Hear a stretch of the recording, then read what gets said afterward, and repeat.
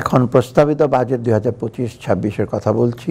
প্রিয় দেশবাসী, সম্পদের সুষম বন্টন ও বৈষম্যহীন বাংলাদেশ গড়া এবারের বাজেটের অন্যতম লক্ষ্য। পাশাপাশি রাজস্ব আয় ও সরকারি ব্যয়ের মধ্যে ভারসাম্য রক্ষা করে একটি যৌক্তিক ও বাস্তবায়নযোগ্য বাজেট প্রণয়নই হবে এ বাজেটের একটি অন্যতম উদ্দেশ্য। সেই পরিপ্রেক্ষিতে আমি এখন আগামী 2025-26-এর অর্থ বছরের বাজেট কাঠামোর উপর আলোকপাত করছি।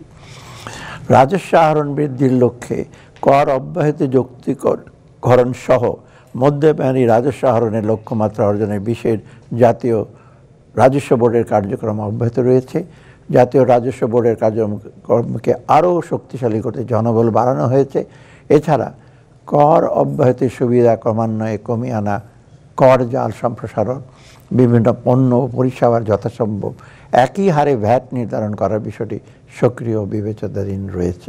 একনল অ্যাডভান্সড হাইজিন সোপ এবার জীবাণু ধুলাবালি ঘাম ক্লিন বোল্ড।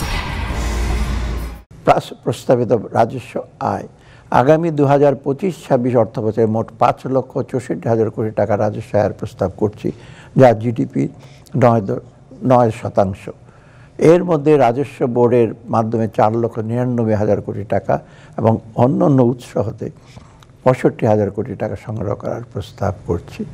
প্রস্তাবিত ব্যয় 2025-26 অর্থবছরের জন্য মোট 7,90,000 কোটি টাকা ব্যয়ের প্রস্তাব করছি, যা জিডিপির 12.7%।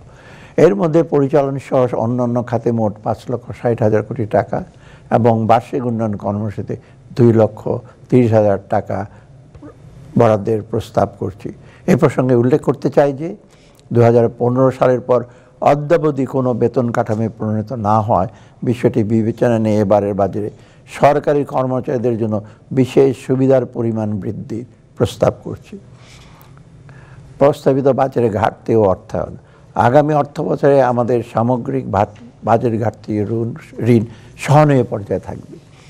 2025-26 অর্থ বছরের প্রস্তাবিত বাজেটের ঘাটতির পরিমাণ দাঁড়াবে 2,26,000 কোটি টাকা, যা জিডিপির 3.6%। প্রস্তাবিত বাজেটের মোট ঘাটতির মধ্যে 1,25,000 কোটি টাকা অভ্যন্তরীণ উৎস হতে এবং 1,01,000 কোটি টাকা বৈদেশিক উৎস হতে নির্বাহ করার প্রস্তাব করছি। আগামী অর্থ বছরে সুদ পরিশোধ বাবদ মোট ব্যয় ধরা হয়েছে 1,22,000 কোটি টাকা।